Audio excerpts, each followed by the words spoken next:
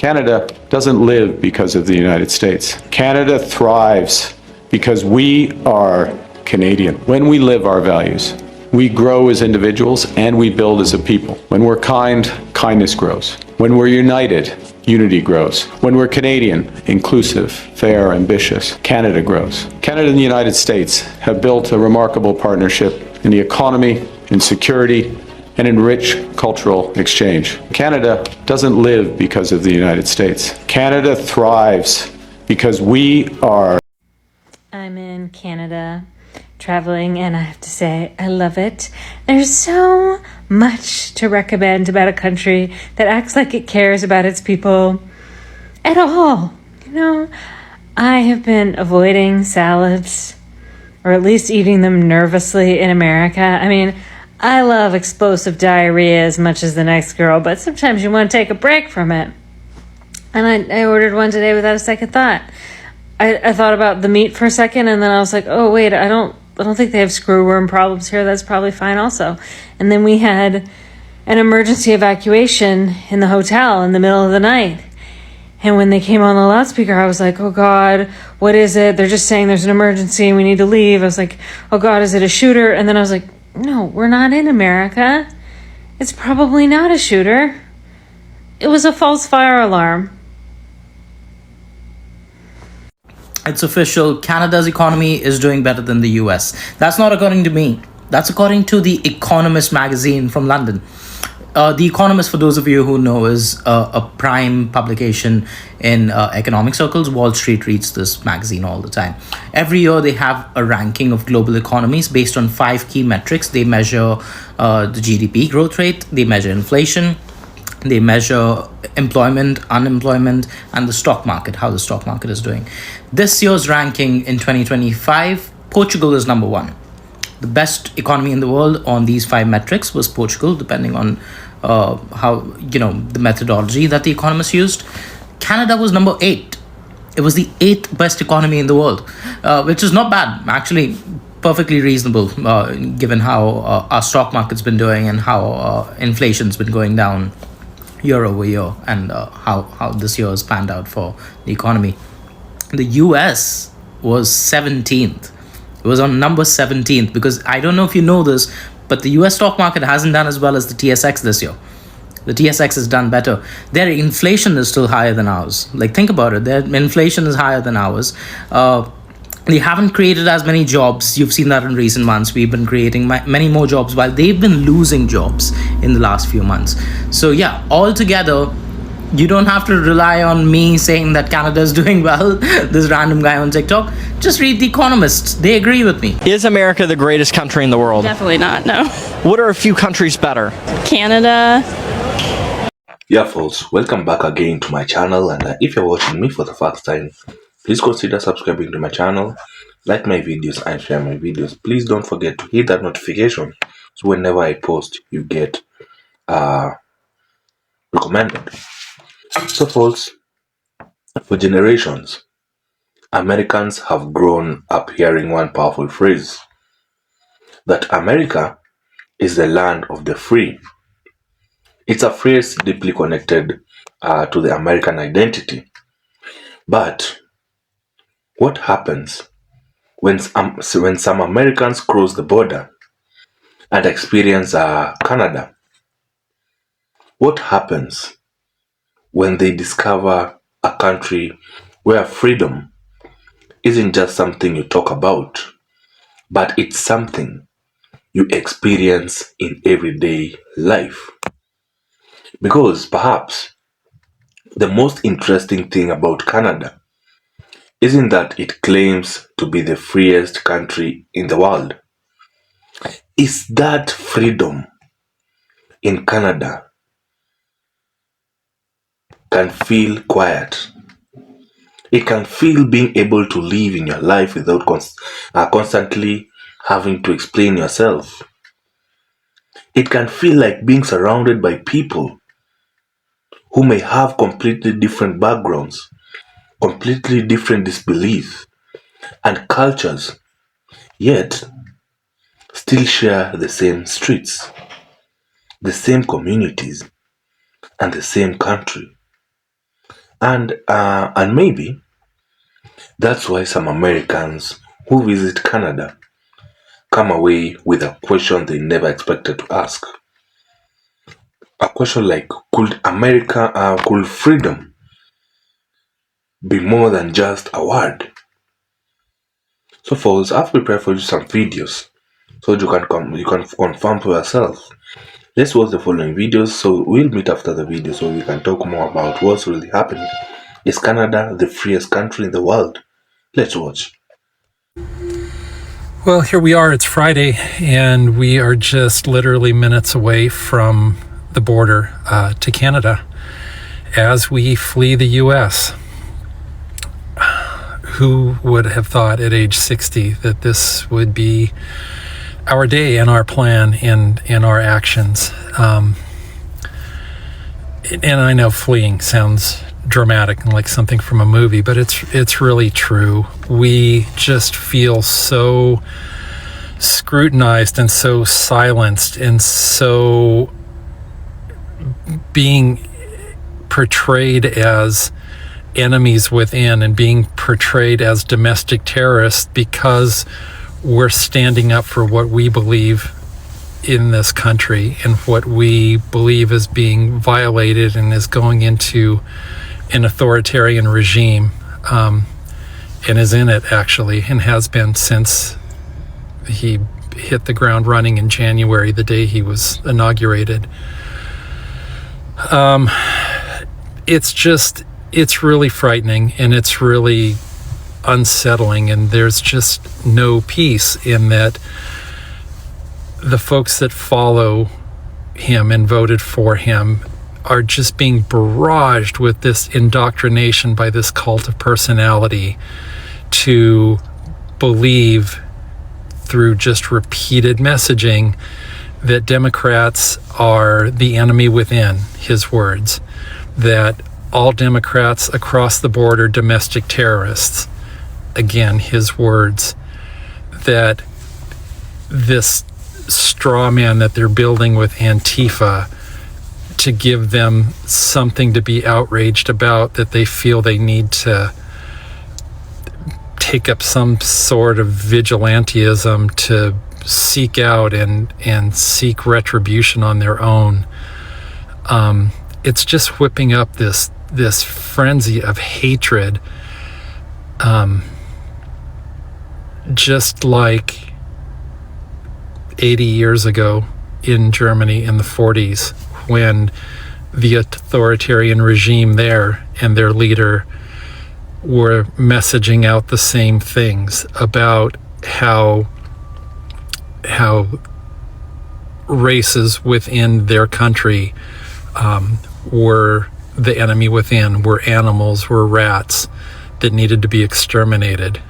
Just like this guy said a few weeks ago that Democrats were just a bug on our shoulder that just needs to be squashed and swatted away. There's so many parallels in history that are being seen all over again. And who would have thought here in the 21st century, years, hundreds of years after a civil war, after fighting for freedom in the 1940s and the 1950s to keep authoritarian regimes like this out of our country and off of our soil, that somebody would rise up from within our country with no political experience and whip up this frenzy of ego and power to try to, again, divisively create this enemy that is anti-Christian, because that's a real trigger and that's a real knee-jerk to a lot of his followers, that they're trying to destroy us and they're trying to destroy our values. When you look at it, and they're destroying the values in their actions because of who they are. Anyway, here we are. It finds us crossing over into Canada for a few weeks to get a taste of what freedom and diversity and friendship and everything is like. Again, something that we have lost and forgotten since January, with years to go in this regime. Oh my God. 10 months. It seems like a lifetime. But anyway, we'll go there. We'll check it out for 3 weeks. We'll reevaluate, see what the plan is. If it's longer, if it's extended, if it's semi-permanent, I don't know.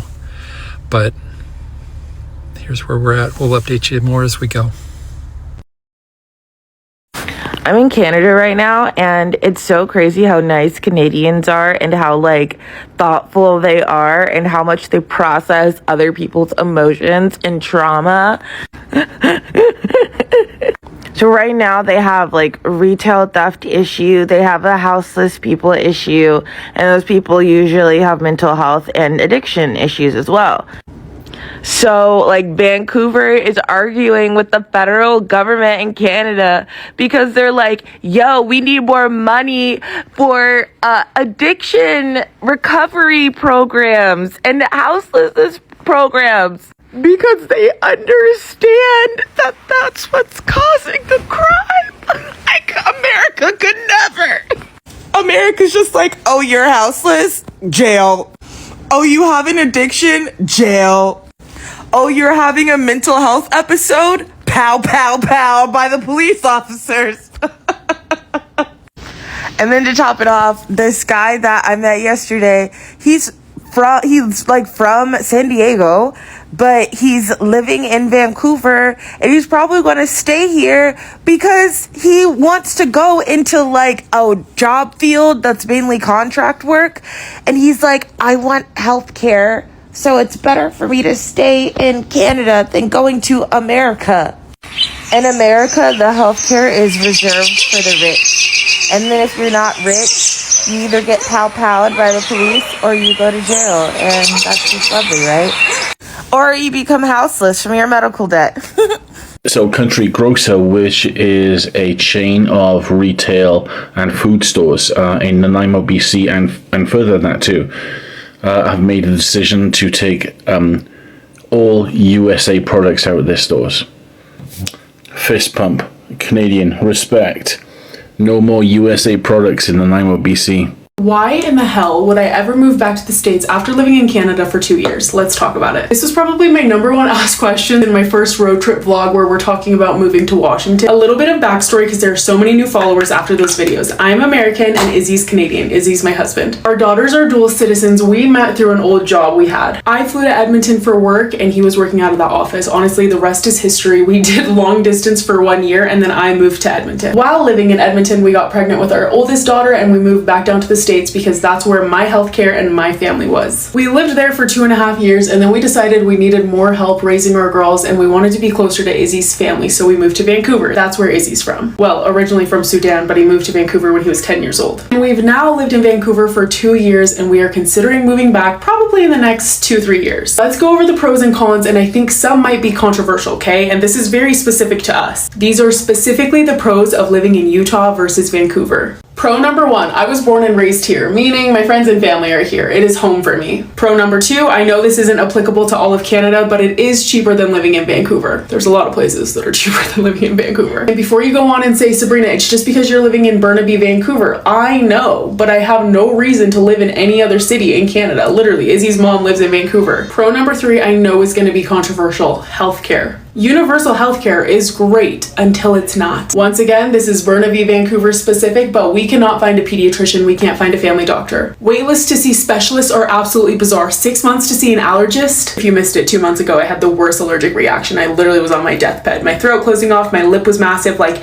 I can't see an allergist for 6 months. My daughter had seizures when she was 6 months old, and when we moved to Canada, we were supposed to book like a follow-up EEG every single year. It's taken 1.5 years just to get her an EEG. Whereas in the States, when she was 6 months old and going through it, I was able to call my pediatrician on his cell phone and say, I need you to book me an EEG. Sure, we had the scary ER visit and she got an EEG in the hospital same day, but like when her seizures stopped, I called my pediatrician and I was like, I just need to confirm that like her brain waves are all normal, and he booked it for me the next day, a 24-hour at-home EEG. Part of the reason we're in Vancouver right now is because Izzy's mom needs a total double knee surgery and she was on the wait list for over 1 year before she even got her first one. This woman can't work because her knees are so so bad. She doesn't qualify for disability, so she's stuck at home. All of this to say, if it were just me and Izzy and we didn't have kids, then great. Universal healthcare, great. Obviously, there's like a level of care that I've received through the healthcare system my entire life, so moving to Canada has been a little bit of a shock. We've had 3 ER experience, 2 of them were mine, but waiting 17 hours, absolutely ridiculous. Let's move on. Utah's rated the #1 most family-friendly state in all of the states, and honestly, I believe it. Yes, it's partially due to Mormonism and everyone's having kids at 20. I'm not Mormon, but I had Zamira when I was 20. But you never run out of things to do with your kids, and most places, like, it's okay for your kids to come. Like, it's so family friendly. The amount of parks, the amount of things to do, I love it here. Another thing that's specific to our family, we want to have the rest of our kids in the States. Yes, my kids are dual citizens, but doing paperwork in Canada for citizenship is a lot easier than doing paperwork here. And another pro of Utah, which is one of my favorite things, is there's 4 even seasons: a super hot summer and a really cold winter. Spring and fall are my favorite, and it's just so beautiful here year round. Vancouver rains a lot. So now let's go into the cons, because obviously there's cons moving to the States. #1, the lack of Izzy's family and friends. I don't know how I'm gonna ever move away from my mother-in-law. She is the only reason we have not moved from Vancouver yet. #2, BC is absolutely beautiful and there are so many things to do there. It is just very, very populated and everywhere is constantly packed. And when I say BC, I mean Vancouver. Another con of living in Utah is the lack of diversity. Living in Vancouver has been so eye-opening to me, and for my daughter's sakes, I kind of want them to fit in. Let's just say they definitely don't fit in like Utah County. And lastly, you guys were all waiting for, is safety. Like, living in the States, knowing my kids are going to be going to school here in a few years terrifies me. So many pros and so many cons, and I guess we're just gonna have to see. Like, we're not even dead set on Utah. We've considered Washington, we've considered Texas. Austin sounds nice, but again, this is where we are now, and I'm just gonna enjoy it and cherish it, knowing that it's temporary. It's just a chapter. I could tell a million stories like this, but let me share an experience I had with some Canadians just yesterday. This group did everything Americans have the reputation of doing. They were loud, they took up a lot of space, they were oblivious to the other people around them, they weren't saying please or thank you, they were quite demanding, they complained about things that were different here in the UK, they identified themselves by city. The woman behind them also happened to be Canadian. They chatted for a minute, and after the first group left, she mentioned it to me. How funny, I didn't realize they were Canadian until they said they were from Vancouver, and I'm from Calgary, just on the other side of the mountains. And then she talked for a full minute about being mistaken for an American and all the reasons why that's so deeply offensive, because Canadians are not like Americans at all. None of this was because she wanted to rightly be recognized for her own nationality. It was because Americans are bad and Canadians are good. And I just stood there and smiled, and she felt comfortable saying all this because she thought I was Scottish. Again, all of that is behavior often uniquely attributed to Americans. I didn't know any of them were Canadian until they said it. They didn't recognize each other as Canadians, and not one of them clocked me for a fellow North American. So the idea that people who aren't even from North America can always or easily distinguish between us is absolute nonsense. That's just an outright lie that people tell themselves, and we can see through it. People will assign behavior to one group or another based on their biases and prejudices. There's a reason Americans wear Canadian flags when they travel. It's because they know that all these people who dislike Americans can't actually recognize Americans, and that they'll get treated better based solely on the appearance of being Canadian. Again, I could tell you a million stories.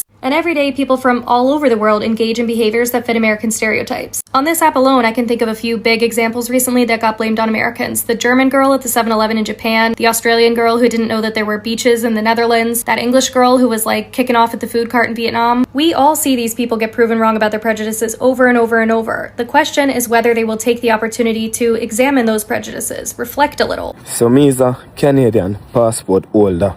So automatically that make me a Canadian citizen. But me don't know if I'm me alone, but for some reason I never feel like a Canadian inside Canada. But anytime when the plane lift up and I go outside of Canada, that's where the Canadian chip in. That's when I feel like a Canadian citizen. But I kind of feel like due to how racist Canada is, or maybe this side of Canada when me there, like, they don't really accept you as a black Canadian, especially when you have a strong accent. I don't know if I'm me alone feel that way, but at the end of the day, I'm a Canadian. Yeah, folks, you have heard that. People are saying Canada is the most freest country in the world. Freedom means different things to different people. For some, it means freedom of speech. For others, it's freedom of religion. And for others too, it's freedom to choose their own path and build the life they wanted. And Canada, like other democratic countries, places great importance on these freedoms. But there's another side of freedom that doesn't always make the headlines.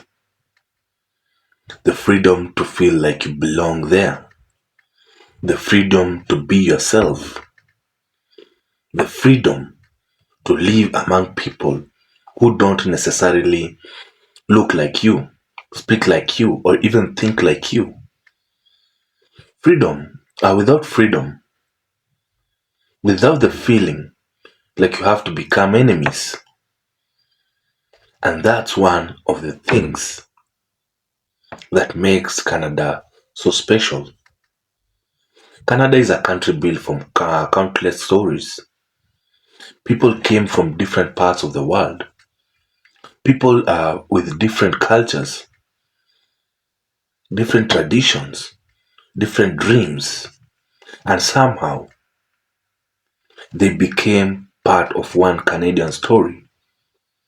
That doesn't mean everything is perfect.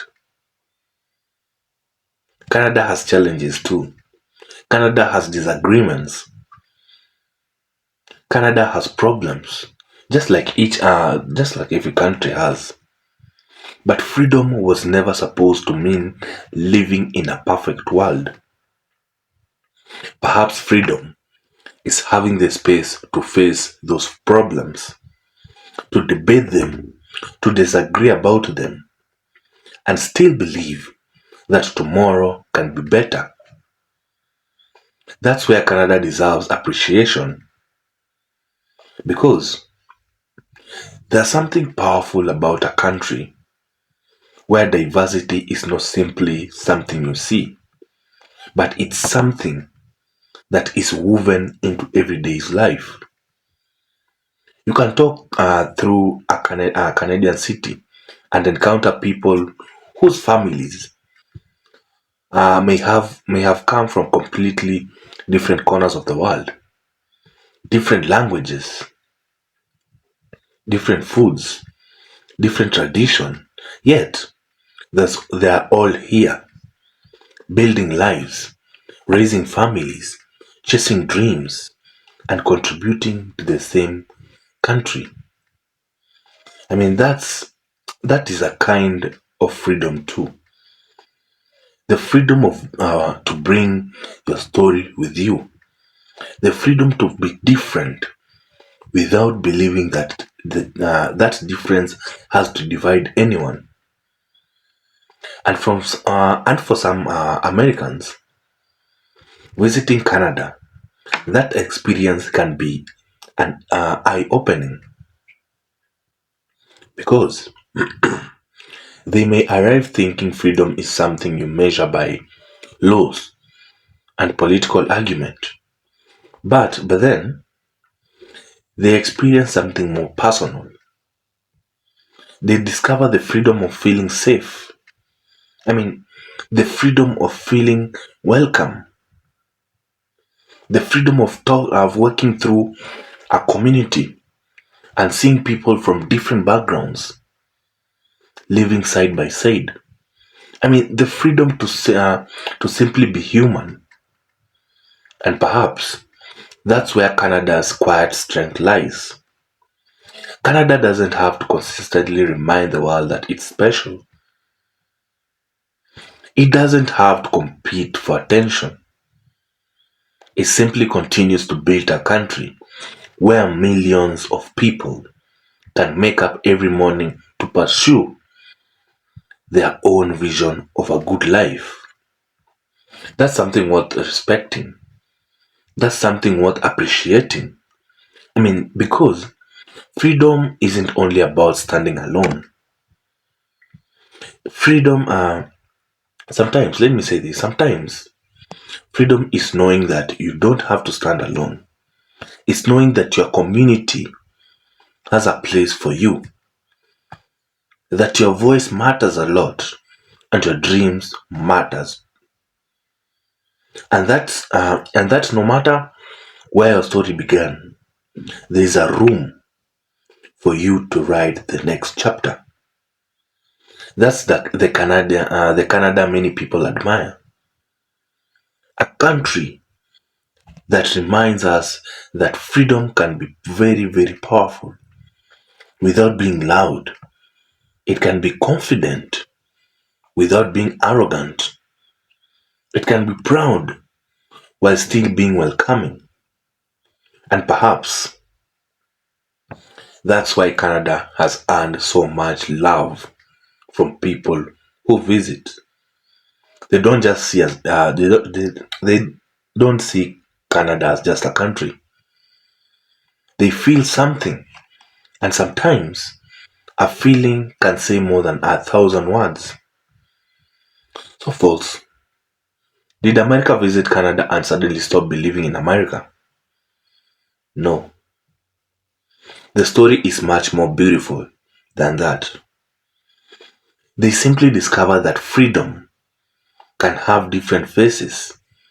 In America, freedom has its own history.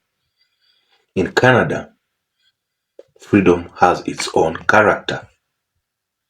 And perhaps the greatest thing about traveling between the two countries is realizing that you don't have to hate one you don't have to hate to one another.